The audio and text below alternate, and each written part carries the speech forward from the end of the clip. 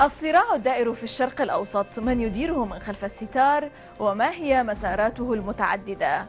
وهل هناك خشية متزايدة من تحول الربيع العربي إلى ثورة ثقافية ناشئة؟ وما يعني ذلك؟ وهل يمكن أن تختزل الثورات العربية بمسميات ومشاريع فئوية ضيقة؟ من داخل منتدى النزاعات والعقل الاستخباري والدبلوماسي البريطاني، معكم زينب الصفار، تابعونا.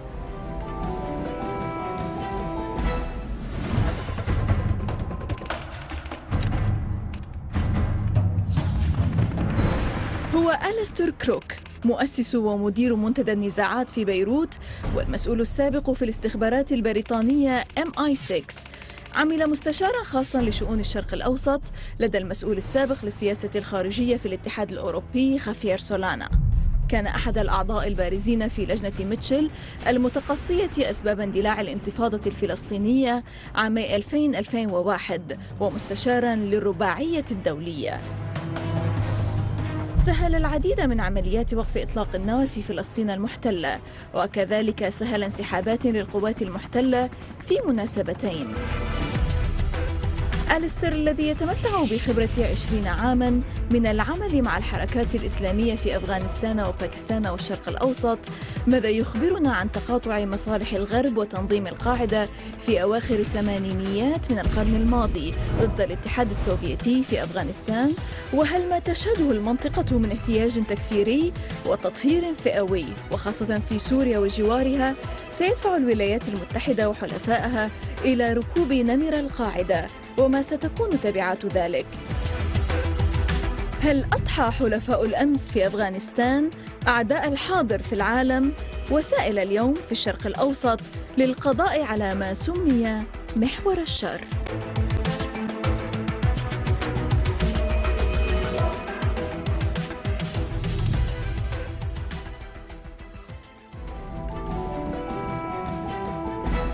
Alistair Crook, founder and director of Conflicts Forum, welcome to the Inside.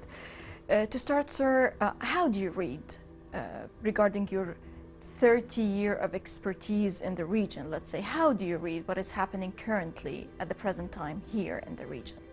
Well, I think what is happening in many ways is as dramatic and it will have as long-reaching consequences as what I did see 25 years ago. 25, 30 years ago, I was on the borders with Afghanistan during that time when we first saw, if you like, the firing up of radical Sunnism. That time to try and defeat Russia, to fight the Soviet Union and the occupation of Afghanistan. What were you doing there? I was there to report on what was happening in the war, and I was the link to all of the Mujahideen political leaders and the resistance leaders at that time. And all of Islam was there.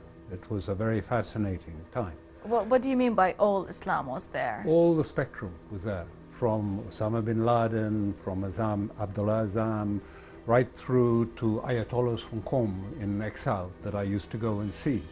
So there was a huge spectrum. And there was, of course, not in Peshawar or in the borders, but there was also other groups that were in the north, the famous Panjshir groups. Those groups as well. So all of the different elements of what is now political Islam were present at that time. Yes, but there were certain reports, and excuse me here to refer to them, but it has been said that you were there as an MI6 agent trying to funnel weapons and arms to the Mujahideen to take on the Soviet. How far is that true? Well, you know, these are things that newspapers say, and you know, I can't say more than that. But what I can say is that I think this is precisely what we are seeing today, a repetition of this, a repetition, and therefore that I see very clearly of Western states, particularly America, but Britain too, not funneling weapons directly, but facilitating weapons, putting it. Morally, there's very little difference. They may say, well, we're not actually doing the weapons. But it's rather the same moral question as when the West says, well, no, we don't torture people, we just send them to Egypt or Jordan to be tortured there, tortured and by there, others. and then we get the reports from that.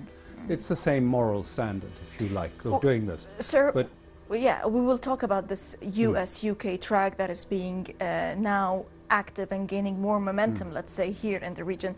But according to the Saudi-owned Al Hayat Daily, it stated that the climate in the GCC, the Gulf Cooperation Council, indicates that matters are heading towards a GCC Iranian-Russian confrontation on Syrian soil, which is similar to what took place in Afghanistan back in the late 1980s, about this period where you were then. And also a recent Israeli perspective on developments vis-a-vis Syria from the Israeli Dabka intelligence website on the 31st of August. It says, thousands of Sunni jihadists rally on 3 continents on Assad, like the 1980s conscription of volunteers to drive the Russian army of Afghanistan.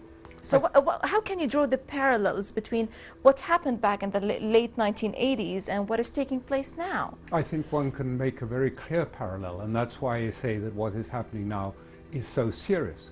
Because out of that period, 25 years ago, we had nearly 2 decades of war of terror, the invasion of Iraq, and the continuing civil war in Afghanistan, and bombs in European cities too. So there's profound consequences. When I was there 25 years ago, remember that the northern parts of Pakistan, Dir, Swat, right across to northern India, even parts of Kandahar, were still essentially Sufi at that period. Then, now, it's a, if you like, a Salafist hegemony. Dar al-Ulum University, the graduates coming out, the changes in the courses, a cultural revolution that has swept, if you like, that part of the world, the eastern lands of Islam. Now, I believe we're seeing it is the turn of the western lands of Islam, of Syria, of Greater Syria, of Lebanon, Palestine, North Africa, down to the middle of Africa, to experience a cultural revolution, which is the Salafization of the western lands of Islam. And the Salafization of it is both cultural, but it is also becoming profoundly political. Of course, its roots go back some way in the past. We've known that Saudis have done this. But what has really ignited this and turned this into something so dangerous really are 2 things.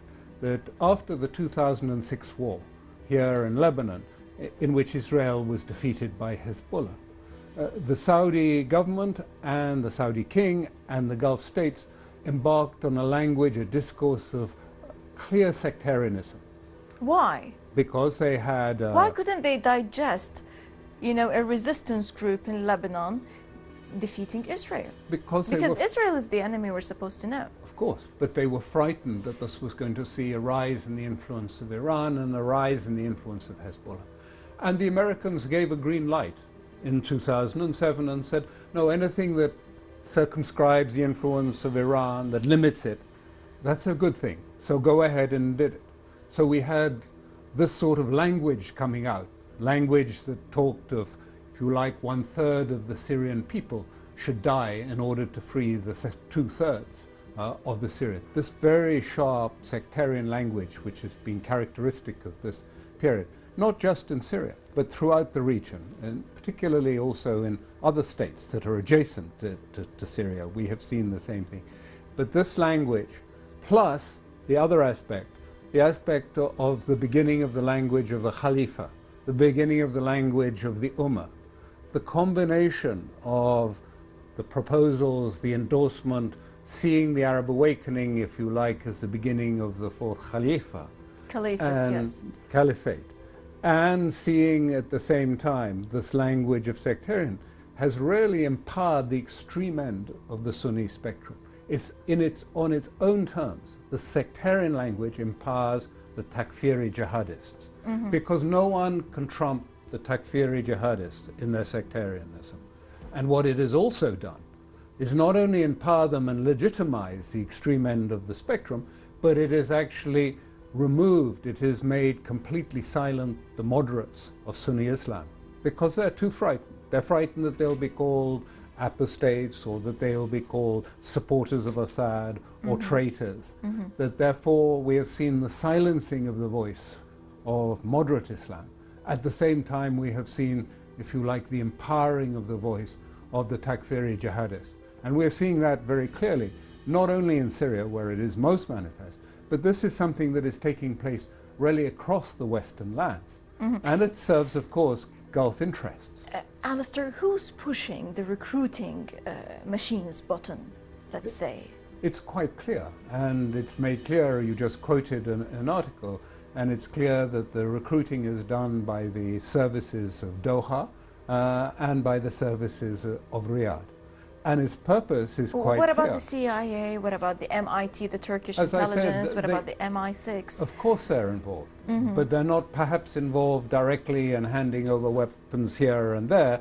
They simply funnel masterminding, people. Perhaps. They're masterminding, funneling the weapons, and also quite likely providing advice on the ground, tactical advice, and giving them intelligence and support, maps and also perhaps even intercept material. But there has been reports also in the Turkish media. It's saying that there is a kind of debacle when it comes to the Syrian issue.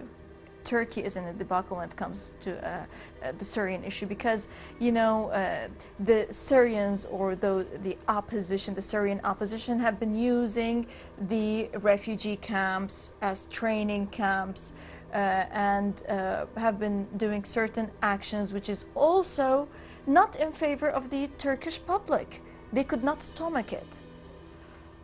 Precisely. And again, this is a repetition, exact repetition of what we saw 25 years ago.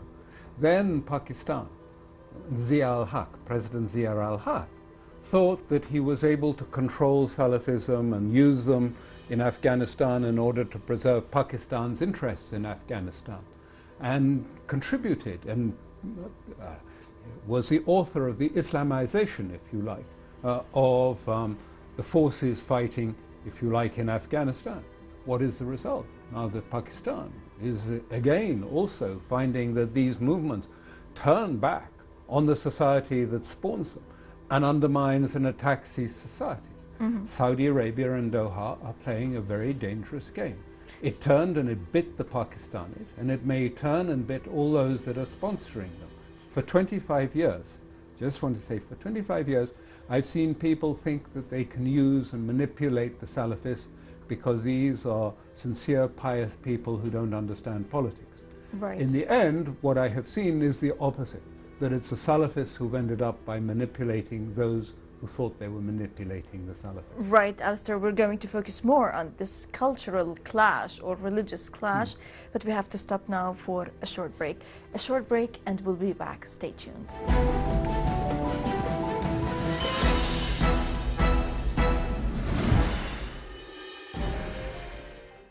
Welcome back to The Inside. Welcome back, Alistair. Thank you. Well, you talked in one of your articles about the awakening, which is taking a turn. It's very different to how it was hailed at the outset, and it's becoming increasingly feared and understood as a nascent cultural revolution.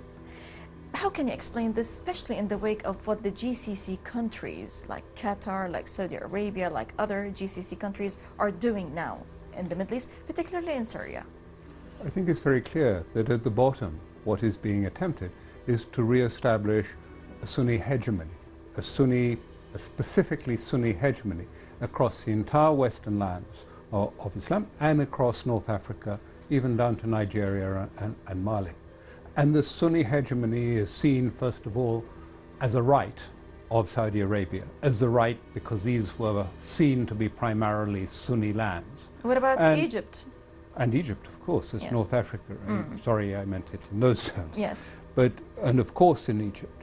And the aim of this, the aim purposely, is of course first of all to implant the idea, the tradition of Salafism, television channels, social welfare programs, whatever it is, because Salafism accepts not, if you like, democratic authority, but accepts a completely different authority. It accepts the authority of the Rashidun, the first, if you like, Muslim communities. And this, of course, is perfect for the Saudi and Gulf states because it eviscerates the whole sense of the reformist Islamism, the reformist Islamism of a Hamas, of a Muslim Brotherhood, the other groups, and replaces it with authority. And of course, the Saudi king claims to be the leader or the representative of that authority today. So what we are seeing is, if you like, the restoration of, if you like, a Sunni Muslim hegemony in Westland, seen primarily in order to contain and circumscribe the power of Iran. Again, it always comes back to Iran, as it did in 2007, as it does in Syria now. It's basically, in the end, about circumscribing the power and trying to undermine Iran. And this is clear in the fact that even the Israelis, in their media outlets and in their statements, ranging from the Israeli President Shimon Peres and other prime figures in the Israeli cabinet, they are shunning away the prospect of a Israeli military strike against Iran. Maybe they are shifting this role into other countries to do it, in a sense of trying to topple the Syrian regime and try to isolate Iran and deal a blow to it. I think from the beginning, the Western agenda, the agenda of the United States, has been to strike a strategic blow at Iran through, if you like, overthrowing the government in Syria. In Syria. And this has been very clear. I'm not sure whether we are going to see any Israeli direct strike on Iran in this period leading up to the American elections or immediately afterwards. It's clearly very divisive within Israel, for one thing. It's clear that in the government there's support, but there is almost no support amongst the intelligence and security leaders in Israel. Because some of them refer to the fact that with Ehud Barak and Benjamin Netanyahu, they don't think that those two people can lead Israel at a time of a strike against Iran. That's they are true. not so sure. They don't believe that at all. And they're very skeptical and very doubtful of their claims that this will be a simple operation, a simple military action. There will be very few casualties in it. And also the assumption on which it's rested is that Iran dare not respond fully. It dare not respond fully because it knows, Iran knows, that if it responds fully, America will come into the war, and that will be devastating. I think this is a complete misunderstanding of the Iranian position, because Iran looks and sees the region through the experience of Iraq. And as you know, Iraq didn't respond. It was pushed, and it was pushed with sanctions and military action, and never responded. And what happened? It was still destroyed at the end of the process. So they will respond, I believe, if they are attacked. And we do not know if they will be. We do not know what the consequences of that will be, but it will certainly be profound. It is a real, if you like, ticking bomb in the region. Let me talk here about the consequences of this conflict by its own logic, if it turns into a kind of clash of religious poles. No, I hope that this will not happen, but clearly that potential is there. We're talking now about fitna rather than about really a sectarian strife. Sectarian strife, rather than we're talking about a political, if you like, competition. But the seeds of competition between the elements, between, if you like, the Ikhwan, the Muslim Brotherhood, if you like, the Salafist orientation of the Saudis, and the more Takfiri jihadist orientation, also closely linked with the Saudis. All of those groups are in competition with one another. And it may be that what we are going to see, and what we're seeing to a certain extent already, is Sunni on Sunni clashes. But of course, at any moment that could turn into a Sunni-Shia clash. And people are trying to create that. There's no doubt that they try and create it. And of course, always there has been behind this the Israeli, from the time of Ben Gurion, and the American policy that where Muslims fight each other, Israel is a safer prospect. That view. Alistair, how has this shift towards reimagining of a wider Muslim polity hold implications on the Palestinian-Israeli conflict? I believe it does have real, if you like, implications. And I intend to use language a little bit loosely here, so your viewers will have to forgive me. Yes. But if you like, what we have seen in Israel during this period is, of course, Israel has its ummah. It has a concept of a state where any Jew anywhere in the world can step into Israel, and as he steps in, he has the right to live there, right to land, houses, and everything else. And increasingly, increasingly, we have also seen Israel turning itself into a Khalifa, into a state which is primarily for the Jewish people.